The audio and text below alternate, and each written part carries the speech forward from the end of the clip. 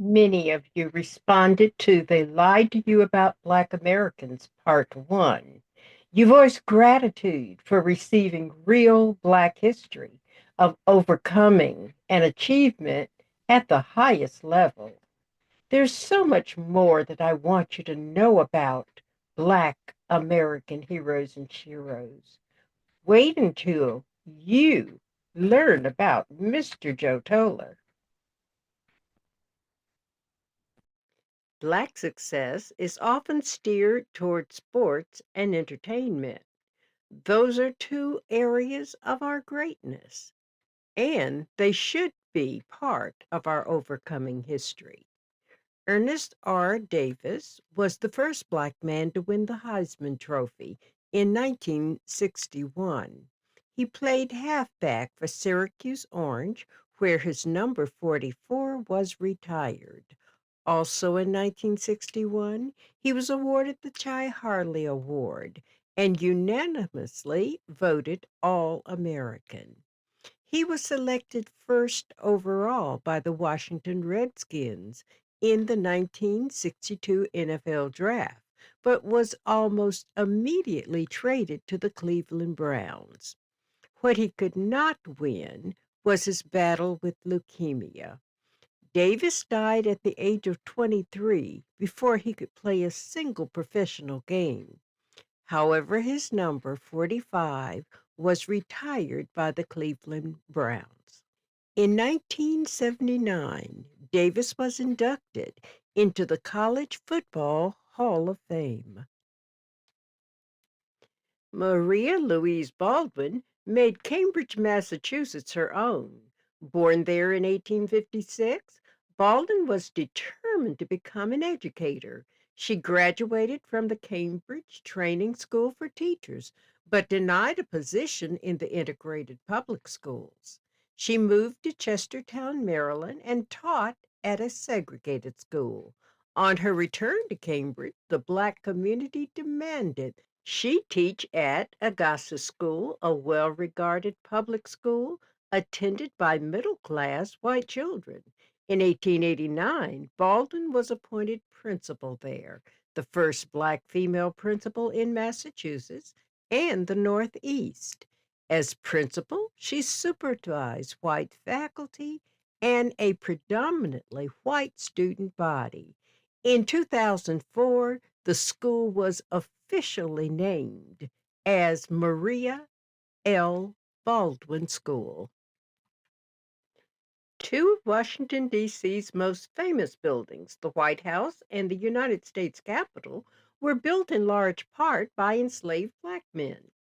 National Archive holdings include wage rolls, promissory notes, and vouchers that document the work done on these structures by enslaved workers, but payment went to their masters.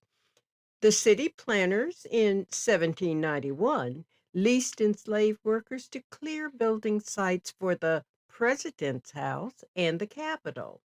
When they could not recruit laborers from Europe or hire American workers, they turned again to enslaved laborers. They hauled building materials, sawed lumber, and performed skilled labor, including carpentry, stone cutting, and bricklaying.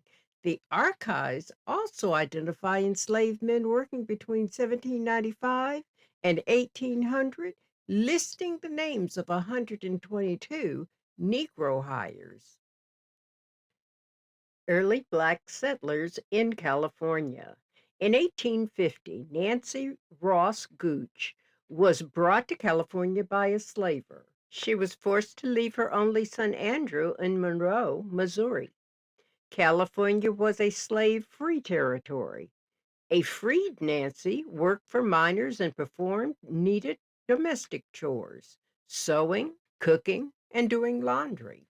She saved every penny she could until she had enough to buy the freedom of her son and his wife, Sarah Ellen, out of slavery in Missouri. He was Mr. Motown Records of Los Angeles, California. Dootsy Williams founded Blue Records in 1949. He changed the name to Dutone Records. Legend has it that during the 1950s and 1960s, the business began on the front porch in Watts and grew to become one of the largest Black owned record labels in the country. Williams was a trailblazing Black music executive and entrepreneur who not only left an impact on the music industry, but also in his community. Dutone Records was perhaps the most prolific West Coast doo-wop label, featuring the Medallions, the Larks, the Cufflinks, and the Calvains. While the label would record a wide variety of music, it would be best known for a series of comedy recordings by Red Fox. Nanny Helen Burroughs was a multitasker. She was an educator, orator, religious leader, civil rights activist, feminist, and businesswoman. Born in Virginia in 1879, Burroughs was determined to uplift Black women. She studied domestic science at the M Street High School, graduating with honors in 1896. She was qualified in the early field of home economics. But because she was dark skinned, Burroughs was not hired as a teacher in the Black District of Columbia public school system. They preferred lighter skinned Black teachers. This experience spurred her to work to improve the social status of low income Black women.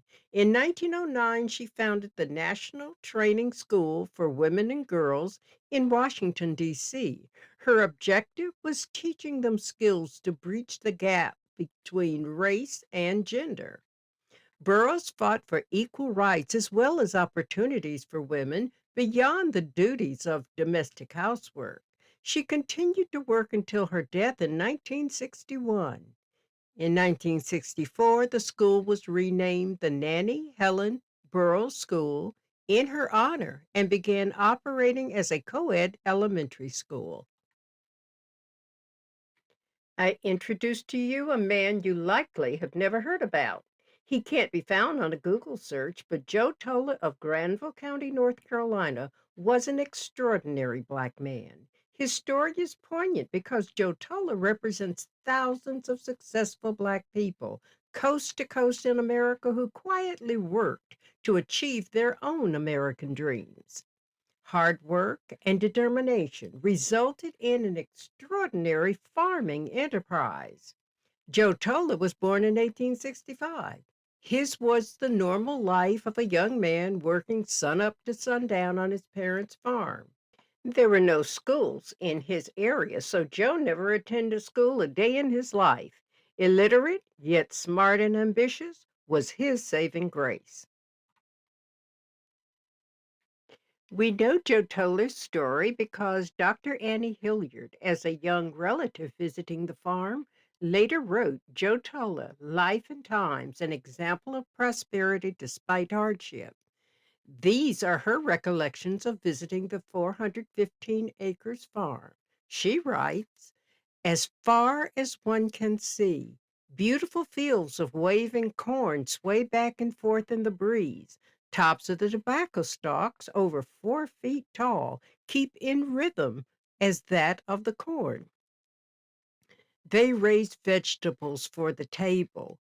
Some of the vegetables that can be found are cabbage, white potato, sweet potato, squash, turnip, string beans, lima beans, tomatoes, green peppers, red peppers, onions, cucumbers, lettuce, peas, carrots, beets, and various kinds of melons. At the edge of the farm, one finds miles of woodlands. The well. Joe Toler dug the family well. His family was known across the region as premier well diggers. His was located in the front yard. The well is 40 feet deep with water 7 feet deep. A stone wall is built around the well. There are two small wooden buckets on each end of a large iron chain, which is used to draw the water. At all times, the water is as cold as the iced water in the city. The water is so pure that is often used for medicinal purposes. Trees. There are many large stately trees that surround the house. These trees are oak and fruit trees laden with pears, apples, and peaches. Squirrels. In front of a large oak tree, there is an enclosure for a large number of tamed squirrels. White rats. About 200 feet from the squirrel house, we find a small box with a trap door used as a house for the white rats. These white rats are domesticated, treated as one would care for pet dogs. They are kept on the farm to scare away the other rats, which are very destructive to a farmer. Chickens. A house 10 by 15 by 8 is used to house approximately 100 chickens. The real small chicks are kept in a smaller house. The house is surrounded by a large wire fence. Each morning you are awakened at the same time by crowing roosters. No need for an alarm clock on the farm. Turkeys. The turkeys are kept in a place in the back of the chicken house. The turkeys are very hard to raise, especially during the rainy season. Cows. We find the cows grazing in the pastures all day. Each evening about 6 o'clock, they are brought to the stable to be milked. This milk is churned each morning after the butter is made. The buttermilk is then taken to the spring house, where it stays until dinner. The small calves are kept in a pen. The mother is allowed to milk the calf twice a day. Pigs. The most undesirable place on the farm is the pig pen because it is never free of the offensive odor which is characteristic of all pig pens. We see many small pigs running aimlessly around the yard. They are very friendly and playful. House pets. The four dogs are roused as watchdogs as well as pet for the children. There are three hound dogs used only for hunting during the hunting season. The cats and kittens are house pets that keep mice out. Mules and horses. The horses and mules are used to pull trees from the forest to the sawmills and also for planting tobacco fields when it is impossible to drive a truck and wagon in the fields. Honeybees. The honeybees are housed in a small wooden box where a mass of hexagonal cells of wax is built by the honeybees. This is called a honeycomb. The honey is a sweet material from the bee's honey sac produced from flower nectar. Tobacco storehouse. A two-story frame structure with a slanted roof is used to store the tobacco after it has been cured in the tobacco houses. The tobacco remains there until it is sent to market. Meat house. A large room with four shelves is used as the meat house. This building stands alone. After the meat has been properly smoked and salted in the smokehouse, it is brought to the meat house to be stored until needed. Barn. The barn is a large two-story building with windows at the top. Wheat, flour, and grains are stored in the barn. Corn crib. There are bushels of dried corn on the cob stored here. The most unusual thing about the corn crib is there is a large black snake kept in the crib to keep the rats from destroying the corn. The rats eat only the heart of the kernel. Machine shop and shed. All the large and small machine implements and tools are housed here. We find three tractors, wheat thresher, planters, rippers, binders, separators, plows, trucks, wagons, and many more things that I cannot recall. Grist mill. In the grist mill, we find all kinds of machinery to grind the grain. There is a machine that makes cornmeal, one to make flour, and another to grind feed for the horses and cattle. All the machines are run by electricity. Powerhouse. The electricity is made in the powerhouse from generators driven by steam engine. The electricity is then stored in storage batteries. The powerhouse will furnish lights for the home and later for Joe Toler's school. Sawmills. There are two sawmills on the farm, one operated by steam and the other by a power engine. The logs are rolled on a device, then carried to a blade and sawed into lumber. The logs can be cut into various sizes. This is controlled by the gauge. The large sawmill remains stationary, the other is carried from place to place. General store. Everything is found in the general store. A service station is connected to the store. The store is on Route 96. Woodlands. The forest consists of a dense growth of various kinds of trees and underbrush covering a large tract of land. Now, how impressive is this for one family farm in Granville County?